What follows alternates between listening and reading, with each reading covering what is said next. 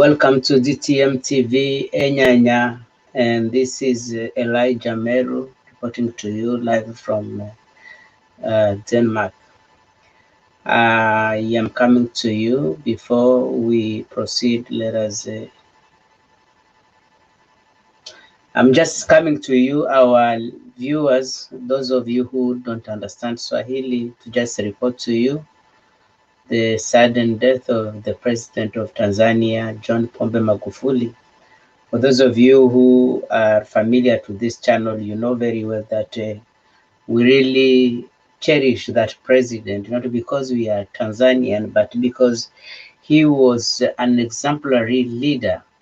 And so from the news read on the national television by the Vice President of Tanzania, it has been reported that he was hospitalized in Tanzania from the 6th of this month, which means that he has been in hospital for about 11 days. And so I want us to listen to this a report from the Vice President, and then we'll be right back. Joseph Magufuli ambaye amefariki kwa maradhi ya moyo katika hospitali ya Mzena jijini Dar es Salaam alipokuwa akipatiwa matibabu.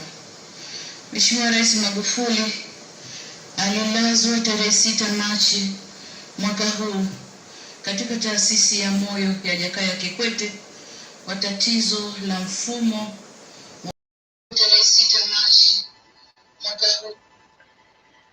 Yeah, as you heard from the horse's mouth, from the Vice President, she is reporting that the President was sick, and he went to the hospital from the 6th of this month, and we are not sure if he died today or yesterday. You know, again, since he was a leader of head of state, but going with the information that I saw on some of the national TVs in Kenya yesterday, I think he must have passed away yesterday. This is speculation, but everything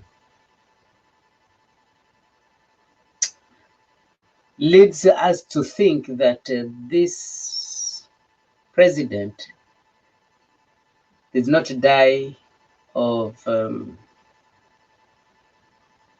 said disease they are saying he died of. Because any intelligent person will ask themselves this question: why and how did the opposition leader know about this before anyone else? Why did the mainstream media all over the world, they're talking about the mainstream medias in Europe, in America, in Al Jazeera, and so on and so forth, they were kind of like it was already, they already knew what was happening, you know. I'm very saddened because I don't know what is the future of our continent, because every time we have a very visionary, a good leader, a visionary leader, a leader who has the interests of his people at heart, he does like this. And I can't believe it. Of course, they always say that African, we don't believe that somebody can just die, but I don't believe that this is a natural death. And this concerns me as a person. And I was asking myself a question about the way the Westerners were speaking from both sides of their mouth.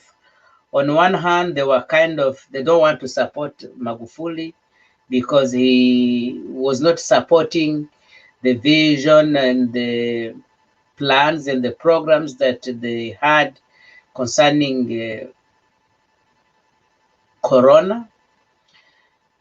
But on the other hand, we could see them from time to time going to Tanzania, seeing him, meeting with him, signing contracts with him. because normally he was not going out. He never traveled outside the continent of Africa from the time he became president. And the few times he traveled only in some few neighboring countries. So they had to go to him. So we are not sure, we can't speculate, but time will tell us. But anyway, he has done what he has to do. And I only hope that others will try. The vice president who is there and the people of the Chama Mapinduzi, his party, will continue with his legacy. We've been saying this, it will take 100 years perhaps for Tanzania to get another leader like John Pombe Magufuli. But having said that, he's gone. And God knows better. God knows why he allowed him to go this soon. God knows why, even after he had been elected overwhelmingly with the majority of Tanzanian people, when he has pushed his country to a middle economy, he has done what he has to do.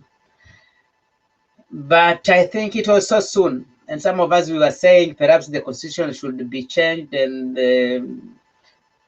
he be given more time to continue with his legacy, with the development agenda that he had. They can only hope that the vice president and the team that he had will continue with this legacy. I know Tanzania, I know Tanzanians.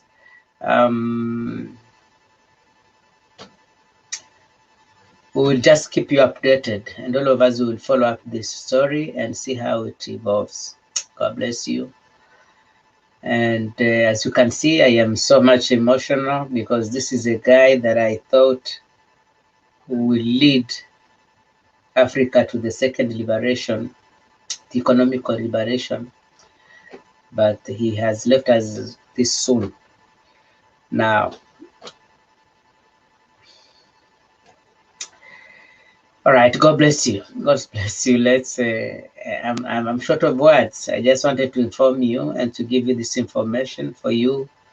Perhaps, of course, you'll read this in some other news, because definitely the enemies of Africa will celebrate because they have won again. They have won, but the spirit is still there. Magufuli as a person might die, but there are so many other Magufulis alive in Tanzania, so many other Magufulis that he has left all over the world. He has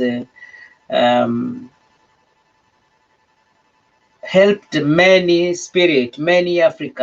young Africans to be aware of what was happening and what was going on. And so we will not expect less from the new president in that country. We hope that this lady will do even better than the president.